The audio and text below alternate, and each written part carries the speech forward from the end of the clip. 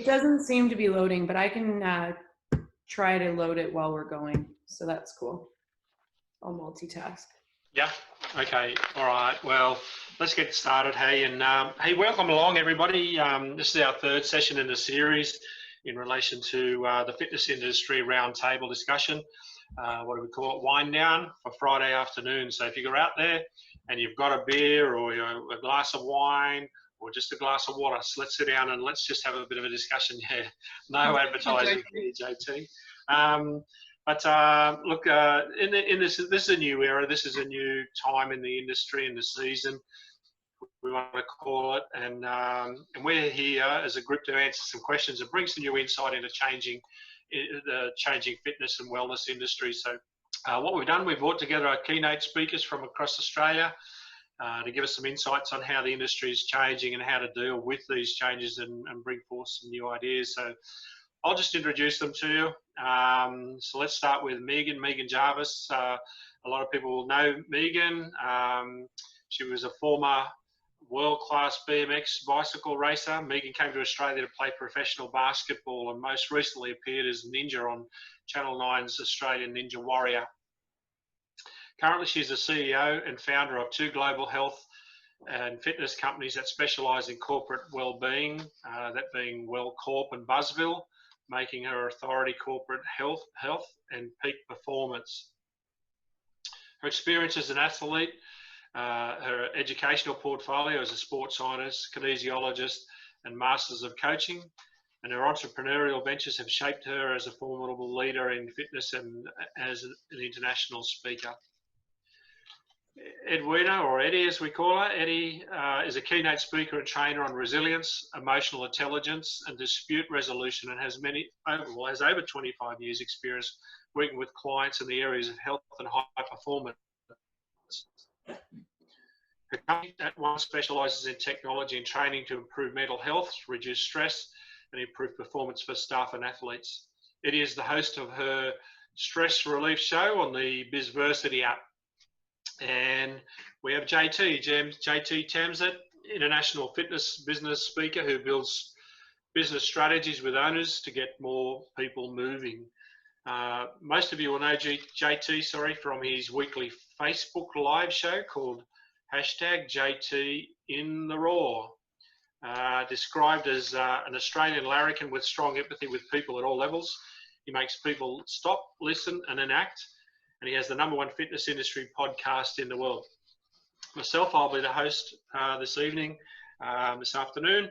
I come from the supply chain industry, owner of 4-Day Fitness Solutions, supplying fitness and wellness equipment throughout Australia, and project manager and energy efficiency expert with many years of leadership in various facets, including volunteer organisations, sporting teams and in business. So this week, guys, we've got a number of updates and some topic ideas here. And what we normally do is we'll start quickly with a weekly overview and update of Australia and what's actually happening globally. So let's start. JT, I'll start with yourself. We were just talking candidly before we started recording, but and as we were saying, how's your week gone and all of that sort of thing, and I said, look, it's been interesting for me dealing with gym owners, and I found that there's been an amount of enthusiasm about the opening market again, but yet a lack of commitment in a number of ways about opening the doors and go and so forth. And then you actually came forward with something. You said your week's been great, but it's been interesting. There's a lot of people out there who are confused. So let's start with that. Let's start with what we know about what's actually happening in Australia and around the world today. So, JT, well, let's start with you. What's the gossip, mate? What have you heard? The rumours and the stories and the truth. Well, certainly in New South Wales, and I think in many states, pubs, clubs, brothels, massage parlours are all open. The gyms, we're still sitting on the sideline waiting to get the call up to come off the bench. Now, Oh, I have to admit, I've never been in a brothel, but I would assume from everything I see on TV that there's a whole lot more bodily fluid swapped in a brothel than there is in a gym. yeah, I would say so. So if the only reason they're not opening gyms is because of the bodily fluids that come off us, and that's off our forehead or off our arms, it really is illogical. And I think that's where the confusion is lying for so many business owners. It's like, it doesn't make sense that they're opening schools. It doesn't make sense that there's public transport. It doesn't make sense that pubs and clubs can open. And we talked about this last week, that what happens after 10 drinks? Well, it does. Social distancing, 1.5 meters, is about that long. So it's Here, yeah. it's kind of, that's where I think the confusion is, and that's where I think the frustration is for the owners, is that they're not being allowed to open, and we don't understand why. I thought it was quite pertinent this week. They were firing some questions at Gladys Berejiklian, the Premier here in New South Wales, and someone said, well, when are gyms opening? And she said, not yet. And she didn't even stop and think. It just went bang. And I'm like, it's not even on her radar that we're going to open in the next few days. Right. So I think that's where the confusion lies. I think, now on the flip side, I actually think it's really good that gyms are not open. Because why would you want to open a gym the size of a Good Life or a Fitness First or some independent clubs that can have 200 or 300 people in there at any one time, yet you can only have 20? Like, why would you want to open at that point? So I think it's actually great that they're holding us off, hopefully to get us to 50 or 100 people in a club or in a studio. But then that doesn't help the average F45 or a fitness studio. So, yeah, it's just confusing. Yeah, look, it is JT, and during the week when I was out and about and doing a round, if you want to call it, dropping in and saying g'day, see how people are actually going.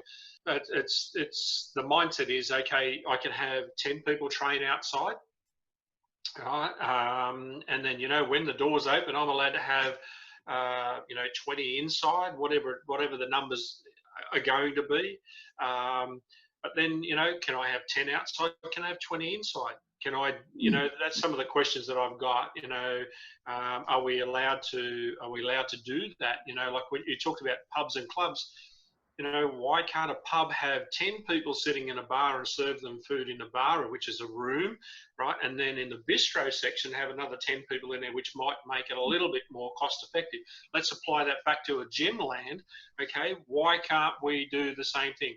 If I'm an F45 and I'm allowed to have 20 people in there, in a 300 square meter facility, why can't the big boys, with 3,000 square meters, have the equivalent in that space?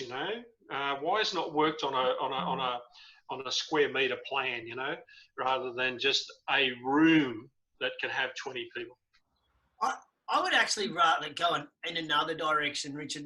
Instead of just thinking about, how many people can get in, and I think both Eddie and Meghan as athletes would have been through this when you were training and competing, is that when you go to an athletic event, they say the 800 meters is on not before 2:00 in the afternoon. So you know that you're not going to compete before 2. The earliest is going to be 2. Good chance they're always running late at Little Athletics Carnival, so it's going to be 2:30 or 3, but it's not before 2:00. All gyms need is the government to come out and say, you are not opening before the 10th of June. Mm. And then gym owners can get their head around this and go, oh, well, we're not opening before the 10th of June. Mm. Now, come the 7th or the 8th, the government can come out and go, guys, we've made a judgment call. You're now not opening before the 20th of June. Okay, well, we can get our head around the 20th. Yeah. But when there's no end in sight for us, surely, Eddie, that just fucks with our head. Yeah, exactly, JT. I think we discussed that previously. It does. It's it's that unknown, and that how long do you hang on? And it's not just the psychological sort of anxiety around that, it's also the inability to plan, to forecast, to work out costs, to work out how do you possibly plan when you've actually got so many unknown variables. It's very hard to even work out the numbers. How do you negotiate with leases and electricity bills and all of these things when you're like, I don't know, we might open in 2 weeks, we might not, I don't know. You know, it doesn't put you in a strong position for negotiation either for all of those things. So yeah, I totally agree with you. Given they're trying to save the economy, I just wonder where the fitness industry was left out of that. And Megan, you would, as an owner of fitness businesses, you'd have to agree it'd be a lot easier, wouldn't it, if there was a date, not before. You can get your head around that, can't you? No, definitely. I mean, at least in Queensland, we've got the date of June 12th. Yeah. So it's really giving a huge direction to everybody over here. But I know the US is very similar, that they're just bringing out different rules as the time goes on. Each state is completely different. The rules and regulations that have come out in the past week about different states, some states it's like you can have 5 people in a gym and that's it. Some states it's you must be 20 feet from the next person training beside you. All of them are so different and convoluted, and there's no start time. It just leaves a lot of people anxious. Exactly what Eddie just wrote an article about actually in FitRec, that you're just confused. The best thing to do is look at, if I don't have the dates, how am I going to get prepared for when I do? And that's all you can do to decrease anxiety. It's like, sweet, okay, that's out of my control. Let's look at what is in my control and really concentrate on that. So, I mean, that's what I would suggest over in New South Wales right now. And aiming, one of the things that came out recently is that similar to Perth, just aiming around the same timeline. So if Queensland has June 12th, our gyms are opening, then I would be going, okay, that's what Queensland set. Let's look at June 12th. What does that look like? And let's start negotiating from there. So I would be following suit with regards to each state and just looking at the trends that's been happening. Mm-hmm. And let's all go smoothly in Queensland because you're setting the precedent for the rest of the country. No pressure. True. Well, it's been great over here this week because we've got stability. Yeah. So we're feeling good. However, yeah, the other stuff that's going on, it's crazy. Yeah. Brothels are open, but sorry, you can't open a gym. Well, ski fields are opening, I heard a couple of days ago too. So that's a positive. That's a real positive, I think, in terms of potential. It is outdoor, but yeah, I thought that was a really positive sign. And so is there any limitations to the number of people in an area? Is there social distancing obviously has got to happen, but I mean, how do you do that when you've got groups of people, all wanting to go down the same slope at the same time almost, Well, they're giving very little guidelines, Rich, at the moment. I think they're just trying to make sure people don't cancel their holidays, and it's only opening from, it's not opening from June long weekend, it's opening from 1st of July. But at least, as JT sort of just expressed, they've got a date. So I think it may be restrictions around restaurants opening and, for lodges and public lodges, we've got a private lodge, which makes it easier if people stay with their own group.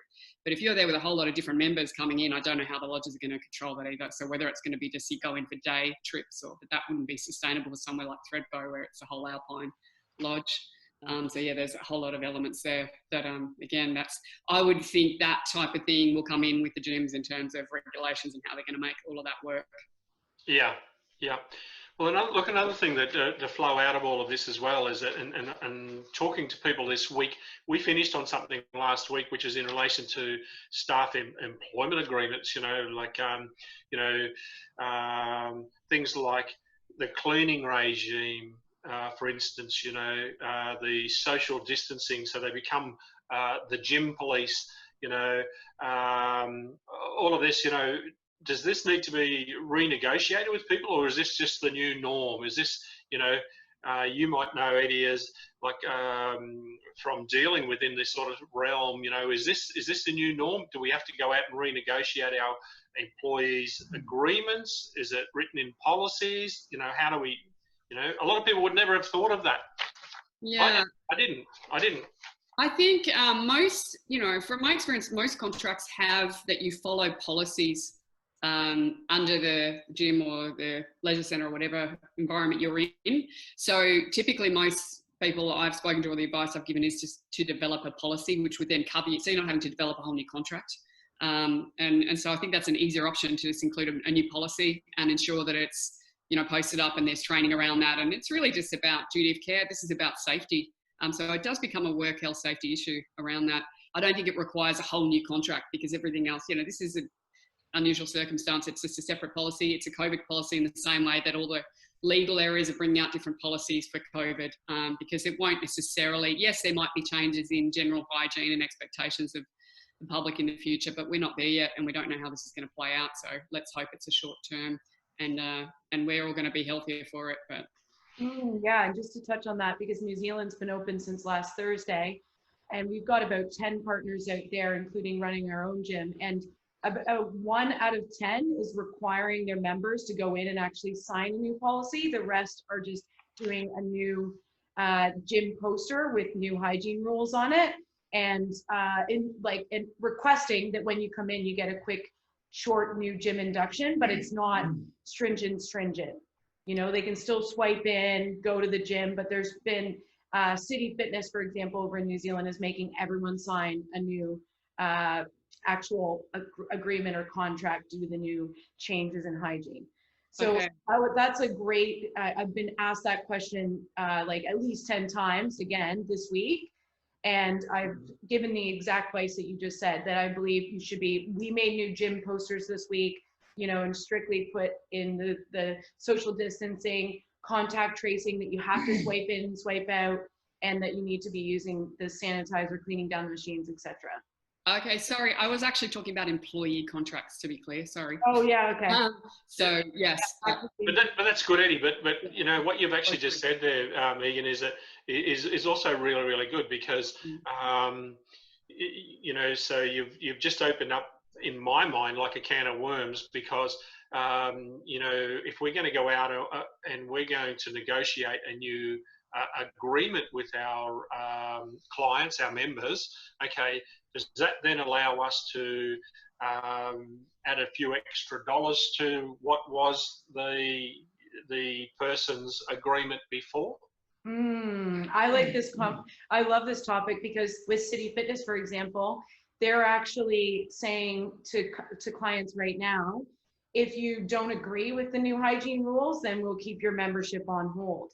So how I actually see it going right now is they're losing members, or they're not actually you know, inducting people as quickly as the other gyms that are just putting up posters, and it's going to be maybe a sticking point, and they might end up losing some members. So it's really interesting which way you go with regards to the new client contracts. If anything, Richard, I don't think you asked for more money. I think that it's a case of like being very trepidatious, and be careful what you are making your current clients do, because you could lose them. Oh, 100%. And I mean, you've got to look at your business, and you go, if I lost 15% of my members, or if I lost 20% of my members, exactly, JT, that's suicide. So, you know, don't lose your head in this market, in this climate. You know, stick with what you've got, and just continue to work through that. So look, it's really interesting. Look, another question that came out of last week, and maybe Eddie can deal with this, and it was in relation to real estate and leasing of your facilities, if you're leasing the facilities, or if you're you know, what's the laws, or what's the rules around that, Eddie? You know, like I go to my landlord and I say to him, you know, things are tough, whatever the story is, you know, the doors are closed, you know, let's negotiate a deal. And your landlord goes, yeah, sure, I'm happy to negotiate a deal, but your price of your rent goes up, you know, like, or your lease goes up, you know, to cover that once you get back on your feet. What's the rules, regulations? What's all this behind that? Can you? Yeah, I can actually, Rich. I did touch base with the lawyers this week, and they kindly shared with me an article they wrote about this, which I think is worth. I'll just read a couple of things. Everett Stiles, just want to reference the fact that he shared this from Carroll and OD Lawyers. I just think it's important to acknowledge that. There is a code of conduct for COVID, a COVID-19 leasing regulation. Now, the things that are relevant for the industry is it's for a prescribed period from the 24th of April to the 24th of October 2020. So if you've signed a lease after that date, it doesn't apply. And in terms of being able to be underneath these terms, you have to have either qualified for JobKeeper and have less than $50 million turnover. What it means in terms of turnover being, if you're a franchisee, the turnover that's in the business at that location.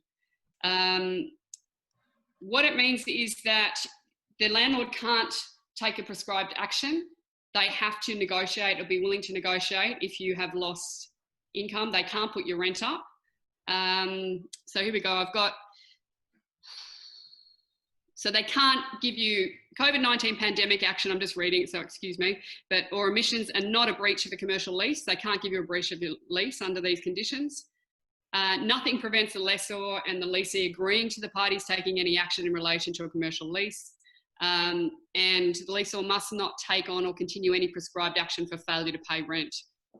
So if the legal action is going to be taken as well, it also says in this, I won't read through everything, but it also says in the code that you have to first have mediation before you're allowed to take it to the courts. So there has to be some discussion made, and those numbers are provided to the landlord. If you've lost income, they have to, and it refers to fair and reasonable.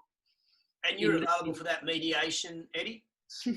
Yeah, of course I'm Excellent.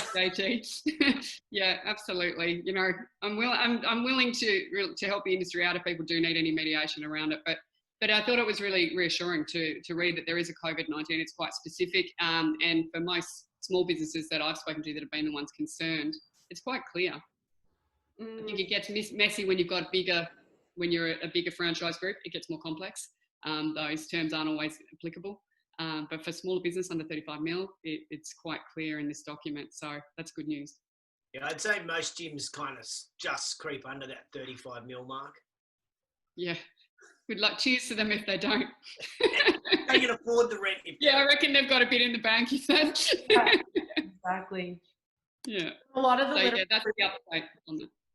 That I've read this past week, it's really looking at some of the small box gyms that are privately owned being in a good position in comparison to franchisors that are looking after, you know, a collective that are trying to negotiate leases. And a lot of them aren't looking at the 10-year, actually looking at where they're going to be in 10 years and how the amount of the lease itself is going up, and their member retention and how many people that they can actually have slowly goes down over time, that there's a tipping point in, you know, whether it's year 8, year 9, that they're actually losing money due to the amount that the lease goes up. So one of the biggest suggestions I've been making is getting somebody, a specialist in this field, before you need to call Eddie to negotiate, and look at your lease agreement and really make sure that you're in a good place for not just 5 years from now, but 10 years from now.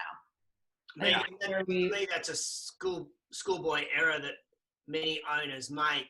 Yeah. Is that the landlord back ends the lease. Mm-hmm. So it looks really great because you're only paying $1 a month or $1 a year rent for the first 5 years.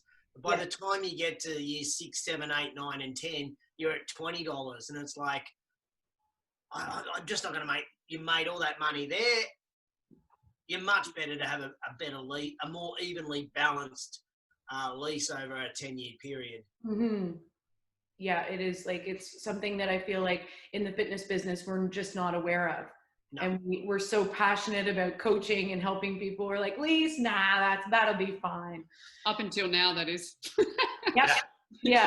Now it's the awakening of all. Yeah. And let's see what happens. I mean, that policy is till October, and so maybe they'll bring something else in, you know, beyond that. This is not going to just be a 6-month thing, we now know. So, I mean, I think the really interesting point for us to consider as an industry, if we face the brutal facts of our industry and where we're at, is, you know, how many of the 150 square metre gyms / studios will in fact reopen at all? You know, I think that's a really interesting question for us to ponder. You know, you kind of, for many people that have got that small business, they're earning enough money to pay their rent. Yeah. Now they haven't been earning any money for 3 months. Can I be bothered going back? Like, just the energy to start again and rebuild the relationships. They might get 20, 30, even 50% of their members back, but that's not enough for them to be profitable. So the question just becomes, is do I actually have the energy to go back in and run this business, or will I just simply not open? When they say gyms can open, I'm not opening. Yeah. Is it worth it? Was the question that was going through a lot of my friends that own F45s. Is it worth it? You know, sorry, go ahead. They're gonna start again in some areas. Yeah. And some of those places may only have a lease for 12 months, and they might be on a month to month, which means it's easy for them to get out of. Yeah. And I think as an industry, we actually made, thanks to people like you, Rich, we made it really easy to open up a box, to open up a gym. Equipment became affordable, leases were easy, and mum and dad was around. So we're able to set up a really, and I don't mean cheap as in cheap and nasty, but a good cheap, for under 100 grand, we could set up a good business. But the question is, can that business now survive? And I think it's okay, if I could be so bold, it's okay for people to not reopen. It's not a sense of failure. It's just a reality that you don't have to reopen and then lose your house or your car or bad debt. If you just don't have your heart in it, you don't have your energy left, then it's okay. I'm giving you permission not to reopen. It's a great point though, JT, because you know, you maybe you close for now, and in 12 months or 2 years when this is all blown over, hopefully, but then you can come back with the energy, with some funds behind you again, do something that's going to pay the bills for now. Because it's, as you say, if you're on that fine line and you're pushing yourself to get there, and then you go in and there's going to be mistakes in this sort of pressure. Can you handle all of that? Can you manage your stuff? Can you manage the fact that everyone's going to be stressed? It's just pushing the mental health right to the edge. And is that worth it? What are we doing this for? Because it's not going to, we initially thought this might be a short-term thing. This is going to be for business a good couple of years till we get back to where we were, in my opinion. And that's a long time if you're feeling tired already, if you're feeling stressed, and if you've got a family to support. And if you've got no cash in the bank, because when you reopen, you've got to market. So you've got to have some cash in the bank to be able to just pay for your Facebook ads, or pay for a flyer drop, or pay for a shopping centre display. You've got to have some cash in the bank that you've probably already spent on your rent or on your wages for your other trainer.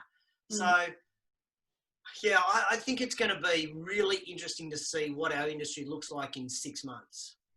Yeah, no. And I think, JT, you like what you're saying is extremely relevant. And I think that, there's going to be people out there that are on the cusp. And look, I was talking to a lady during the week, and she runs a day spa type business. Very, very passionate, loves what she does. Her industry. She's a guru. And she said to me, do I want to go back and sit on a nail? Like it's a pain, to go, there's a great Aussie story around that, but sitting on the nail. But anyway, but a lot of people are in pain, but they don't know that they're in pain until they get off that. Yeah. And, for her, she sort of stepped back and she's looked at it now, and she's sort of going, do I really want to go back into this, or do I just go and work for somebody? So, yes. and what you're saying is really relevant, and there's nothing wrong with that.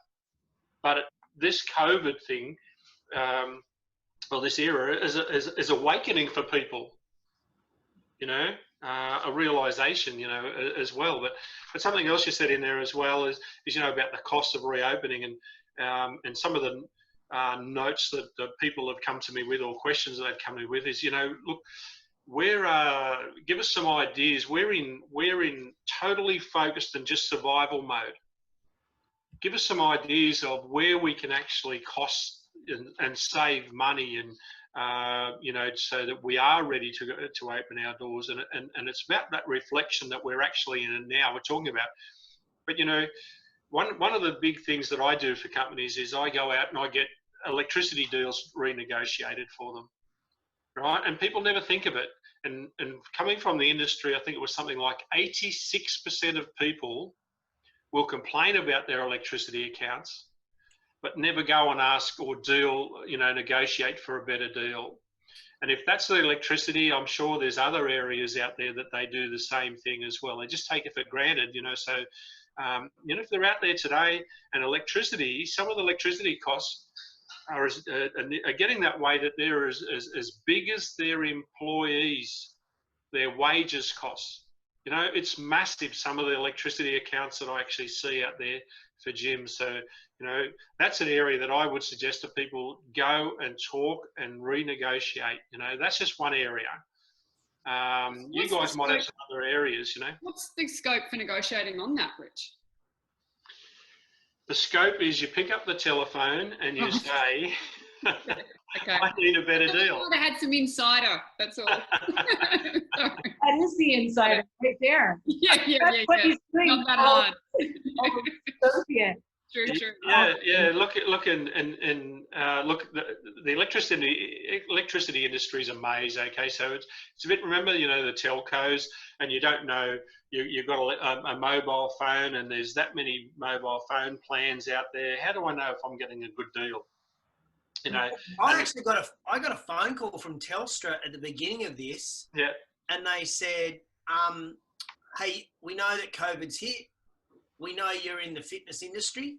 How's your business? And I went, well, it's kind of close to the toilet.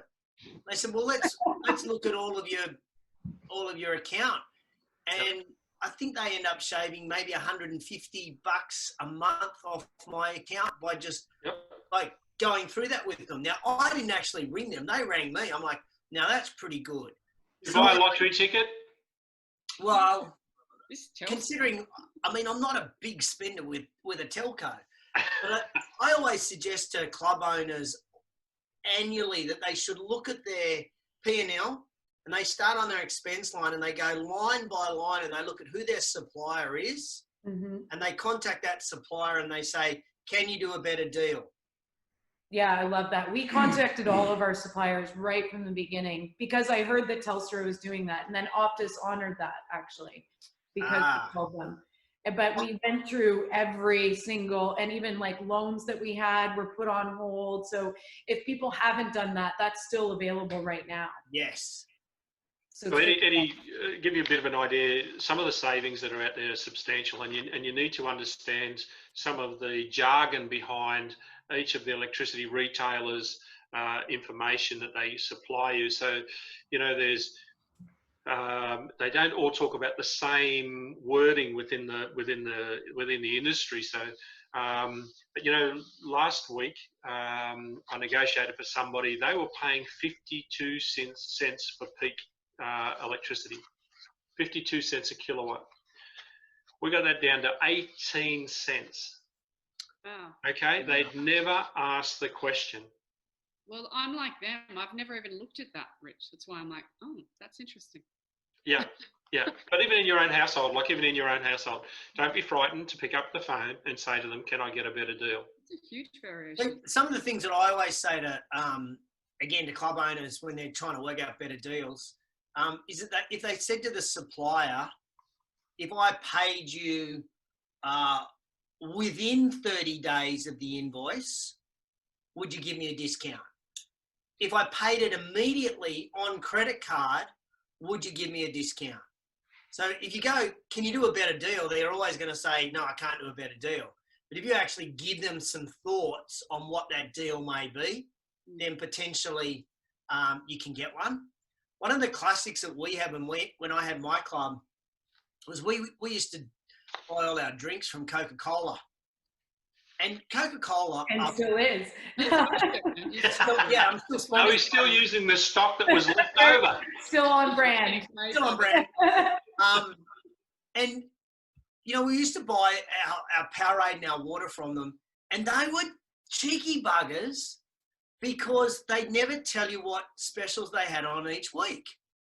So we would order 2 cartons of water, 3 cartons of this, whatever, and in it comes. And one day, when the rep came in, because you hardly ever saw the rep, and the rep comes in and goes, oh, well, we've got a deal this week, and if you buy 3 cartons of water, we give you 2 free. I'm like, that's nearly 50% off. So all we did every time we ordered was the first thing we said is, okay, what specials are on this week? Because they don't actually tell you the specials. Yeah. And all of a sudden now, we're getting our drinks at 50% off, 75% off, 80% off, 10% off. It didn't matter what percentage. So if you think about that across every line on your expense sheet, you could be saving, depending on the size of your business, anywhere between $2,000 and $10,000. And that's right, Justin. You know, quite a lot of people out there, even in stationery, you know, like, you know, you just take it for granted. You've got a supplier, you know, you've been with them for 5 years, 10 years, whatever, and they've always looked after me. You know, I hear that so often, and I always say to them, so when's the last time you did a cost comparison? You know, and 90% of the owners will go, oh, no, Fred looks after me. He gives me a great deal. He's a mate of mine. All right. And I said, look, if you're happy, I'll go out and I'll get a couple of quotes for you. You know, I make nothing out of it. I'm just trying to help you as a business person in what we do with energy efficiency.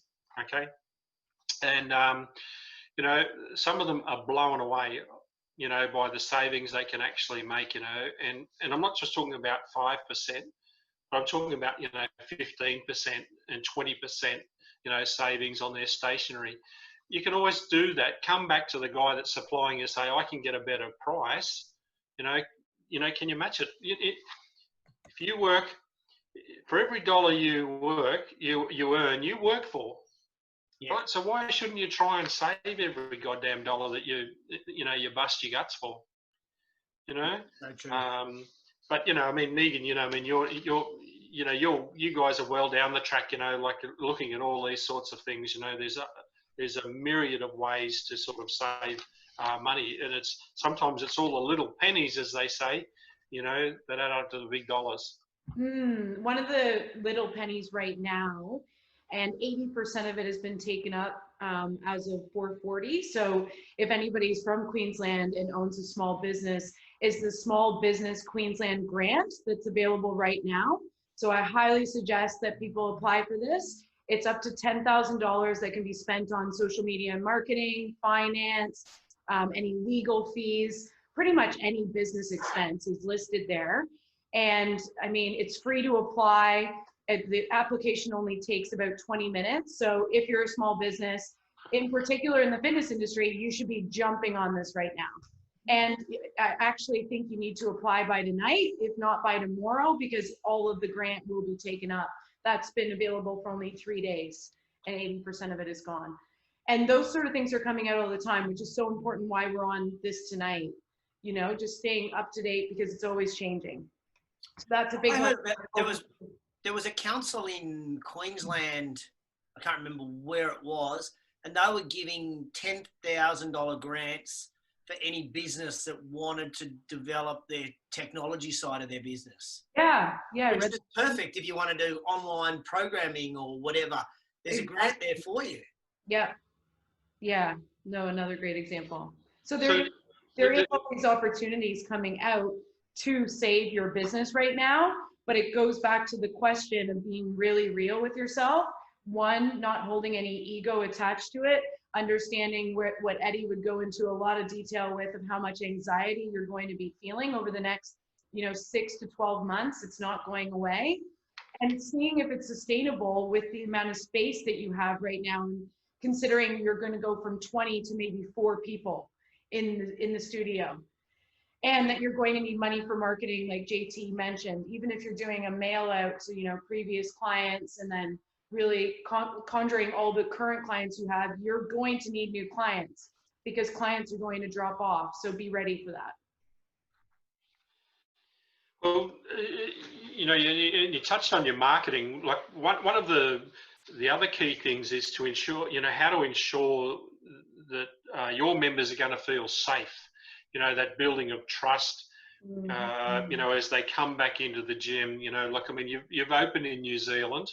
What's the feeling been in New Zealand? You know, what's the, you know, they feel comfortable walking into your gym? Is there like, you know, a look around the ceiling to sort of say, you know, what have you done to ensure that people feel some sort of security in there? Okay, well, thank you. You nailed it right away that the number one thing that we're experiencing is they're worried about trust.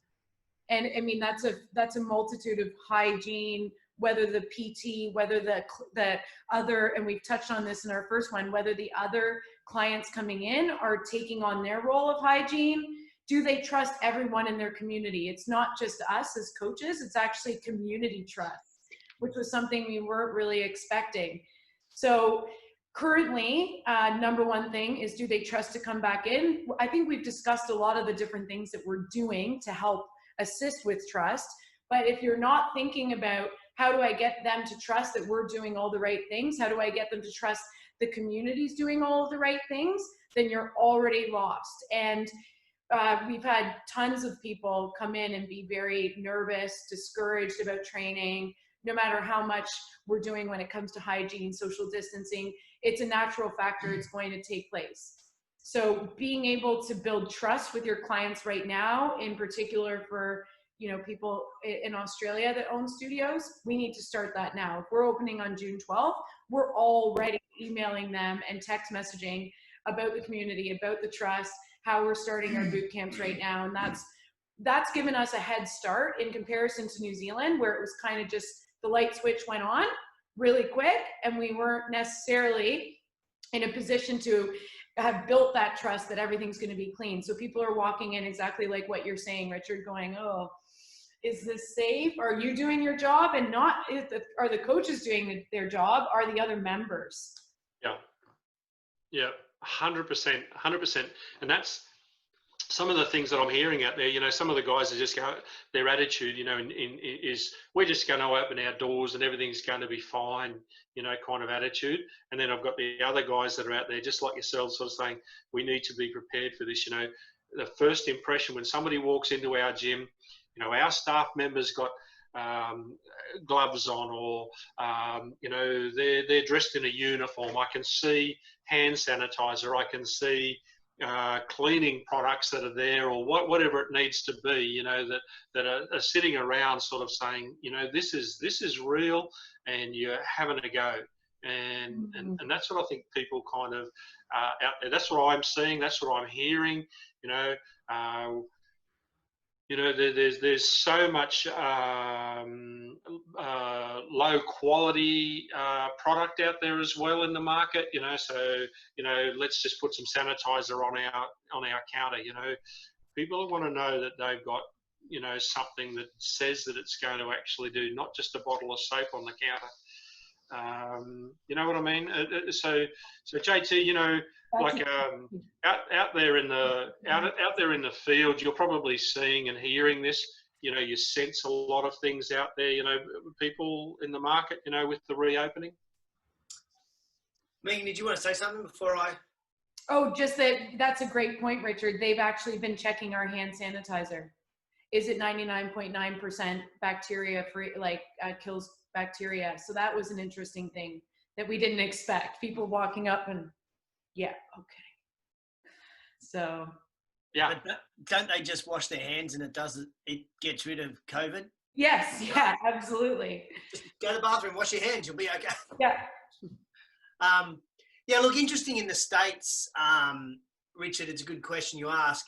What we're seeing over there with certainly the clubs that we're working with, the first 30 to 40% of members that are coming back into the club are your gym rat people who love the gym and really are not that fussed over the hygiene standards. Yeah. So I think we and maybe you're seeing this as well, Megan. It's that 30% are sweet. The next 30% are going to be the tough ones. Mm-hmm. And then the final 40% are going to be the really hard ones. But look, at the end of the day, I'm going to be blunt. I think I would really struggle to go to a gym where the person on the front desk has got a mask and gloves. Like, to walk in, I'd be going, you know what, I might just stay in my garage. Yeah. So in Wisconsin, I get why they're doing it, to protect themselves. I understand that. But my psyche would probably say, well, if you're doing that, there's obviously sick people already here. yeah. Maybe the place, I'll wait. So I just kind of feel awkward about that. Mm-hmm. And I think we're lucky in Australia because there is really no discussion, from what I hear, in any state around masks being mandatory. So in some cities in the US, they're mandatory. Gloves are mandatory. It's like, how do you be a PT with gloves on? I was just about to bring that up, that in Wisconsin, it's mandatory, not even just for the personal trainers, but for anybody who's training in the gym to wear a mask. And I was like, so you're on the treadmill wearing a full mask? Like, how, wouldn't you just go and run outside then? Like, the rules are so jaded. Yeah. They make me feel more uncomfortable going in. Completely agree. And so then that becomes back to where we first started today, is are we actually better to stay closed rather than having these crappy rules that inhibit our business, inhibit the experience of our members, or are we better to open and have these things that inhibit our business? I don't know the answer to that because I'm not a gym owner. My psyche would say I'd rather wait that extra couple of weeks and be able to open at 80% or 85% of capacity and rules rather than 50%. So Eddie, JT, it's funny. I differ to you and Megan on if someone was wearing a mask. To me, it's all around the communication, and I reckon you can have a lot of fun with that. You know, it's like, to me, that would show that they're doing that, they're taking it seriously, but have some friggin' cool props and stuff in the gym and different things to distract me, you know, because then I'm going to go, oh, this is really weird, but hey, this is a really different experience. Now you've got balloons, you've got pictures, you've got murals, you've got all this cool stuff going on in all this time. Paint your gym, do something cool and make it fun. I don't know that I would find it so negative. So, I mean, I think we're all different, which is great, but it doesn't have to be a scary experience unless you walk into the gym and it's clinical as well. You know, it's that's what I'm seeing in a lot of the clubs in the States. That's a great word. It is clinical. And they've got those bloody either blue masks on or straight black masks. And it's like, it's not welcoming. At the end of the day, the gym's usually people's high point. So I think it's because this is where it's at. Like, if I still had my gym, I would be actually getting my staff to wear masks, to be honest, and happily potentially gloves. But what I would be doing is painting the gym bright colours, having cool new posters, having a whole lot of other stuff to distract. So people go home and all they remember are the bright colours and the this and the that, and the other is actually dishonouring the hygiene. So I don't know, there's different takes on it. I just wanted to throw in that I've got quite a different view. Really good point, though. But it's just... I think that's how you handle what's going on in some of the states, is that you need to do that. You need to have a fun side to it. Otherwise, it is clinical and it can put you off. A poster like yours, Megan. There's a solution there. Look at your backdrop. That's what I'm thinking.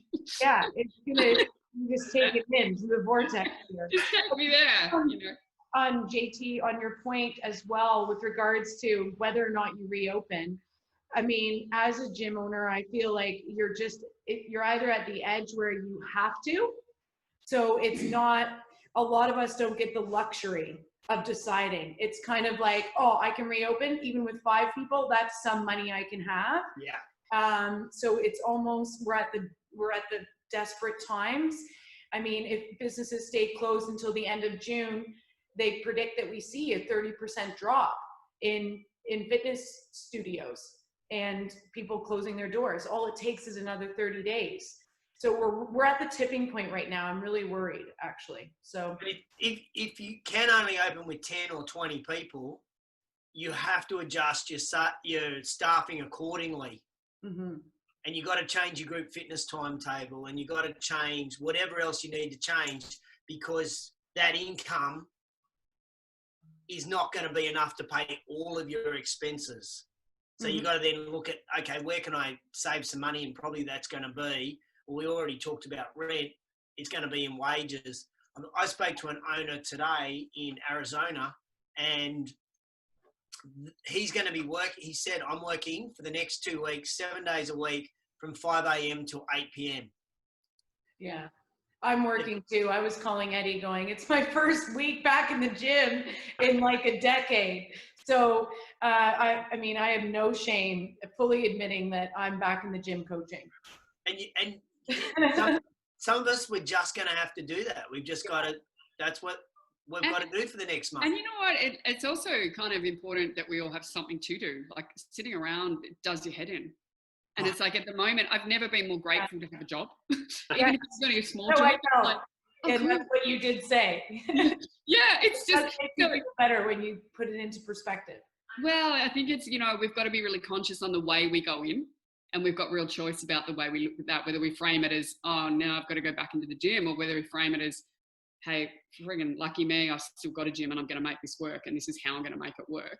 And 100%, if I'm not going to make it work, what can I do with my space and sublease it or whatever it is in the time that I can't make it work, and get rid of that where it sits. And guys, you've just touched on a couple of things there. And one is about, you know, let's talk about the point of difference. You know, when we talk about a point of difference, you know, it can be, you know, like you say, putting a new mural in, or some props, you know, as you said, you know, and things like that, and making this fun to come back into here. You know, the first 10 people that come back into the gym, you know, are going to have a dinner down the street, or whatever. You know, like it could be, you know, a lottery ticket. I don't know. You know, just throw some things out there, but make it fun and not a dreary task to sort of come back in. I was with a gym owner this week, and what they've done is, you know, he's taken some of this New South Wales grant money, you know, that's out there, and he's invested it, you know, in a couple of cans of paint, and you know, redone his foyer as you walk back into it, you know, and just in the change rooms, things that he's never been able to do because the gym's 24 hours a day, he's in there to do things. Now what he's done, I can't wait to see. I'd love to be there to see the face of the people when they first walk back into this gym. They're just going to go, wow. They're just going to go, wow, and they're just going to go, you know, this guy's not been sitting down on his backside waiting for all this to blow over. He's ready for us, and there's confidence in that, you know? That's awesome. Yeah, I spoke with someone today, and I think that point is extremely valid, Richard. I would encourage everybody watching today, if they can change the physical look of their club, other than moving the equipment 6 feet apart, other than that, if they can make a change to the physical appearance, that will have a big impact when members return. Agreed. And they always say in real estate, a coat of paint is the best money spent with bringing something up. So I think also just discussing just that is huge. Just make it funky, like Eddie said. It makes you want to go to work as well. It's not just for the clients, you know, customers. It's kind of like, actually, I want to go to my new space. It's like you've got a new gym. It's kind of cool.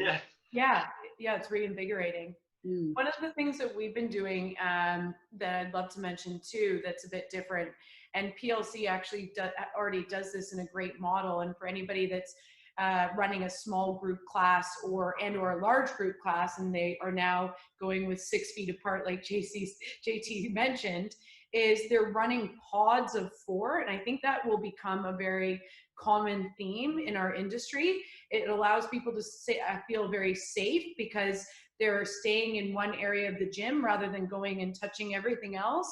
And they're staying in one group.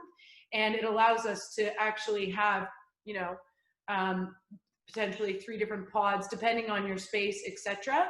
Instead of just going, no, that's it. You know, we've only got 4 people in the gym. That's our capacity. But if we can do these pods, it allows us to have a little bit more space. And in boot camps, we've been able to run that brilliantly this week. and that adds a lot of fun. You can do like a pot of rock, paper, scissors, and the person loses, they have to go do an exercise, whatever it might be. So switching up your routine, especially if you're a small group or you do group classes, is going to become crucial to getting people back in, reinvigorated, like we mentioned. Yeah, I love that. I think Share an idea. Yeah. So one of the things that I think is really important, and I think we talked about this maybe on our very first show, is that everybody's talking about when the doors reopen, it's the new normal. And I think I said, you know, the new normal is really probably not till 90 days away. Doors open, we're in the pre-new normal. So I think one of the important things, if I was a club owner, regardless of the size of the physical business, is I would be going, okay, 90 days from now, I'm going to have a grand reopening. I'm having a soft reopening when the doors reopen. So we're going to reopen, we're going to operate, things are going to be okay, but we're going to have a party in 90 days. We're going to have a one-day sale. We're going to have an open day. We're going to have a health fair, whatever that looks like for your grand reopening, but it's in 90 days when we celebrate the new normal. That's a great idea. That's a great strategy, JT. You know, I think I might have mentioned last week, you know, like one of the guys I know in the pub industry, you know, what he did was first 10 people came in, you know, and everybody else has got to watch on Zoom. Too bad, so sad. You know, they had a fantastic opening. You know, they had a ton of fun. You know, you can end up kicking them out after 2 hours and brought another group in, you know, but it was really cool. And it's that sort of thing, you know, it's that soft opening, and then, you know, the fireworks is going to go off in 90 days. I think that's fantastic. Really is. Great idea. Yeah. I know that you've said that idea, JT, and I love it, but I think subconsciously I was onto it a little bit, but incorporated something else. We're doing a challenge leading up to 60 days and then celebrating that. So I love either or, that you're just celebrating the new norm, or you're actually doing a little bit of a fitness challenge. And then on that day is when you have the competition, you celebrate. So we've created that, but it's pretty much the same. It's just adding a little bit of a fitness, you know, goal sheet to what you're explaining. I'm going to JT's. I'm going to JT's gym. The party. Yeah, it's hard. Mine's a little bit more strict. Megan's you'll probably get better results at Megan's gym than All right, guys. Look, we're coming to the end of an hour, and look, another I think great session. You know, we throw these things out there, and you know, we've heard what's going on in the industry and what people are feeling and what they're saying. You know, there's some really practical examples and work that we can actually take away from today. You know, and some of the feedback that I've got from people that have been watching this little segment. You know, some of them have walked away and said, I had never thought about that. Thanks for bringing that up. So again, guys, let me finish just by saying thank you very much for your input today. You know, there's strength in numbers. We're not going through this by ourselves, but sometimes it's great just to step back, listen to other people, and you know, all together we can come through this quite well. So so thanks again, guys, for, you know, wind down on Friday afternoon. It's great. It's great to spend some time with you guys again, and let's look forward to next Friday. Awesome. Have a great week, guys. Thanks, Richard. Thanks, Richard. Thanks, everyone. And you guys. Off to wine.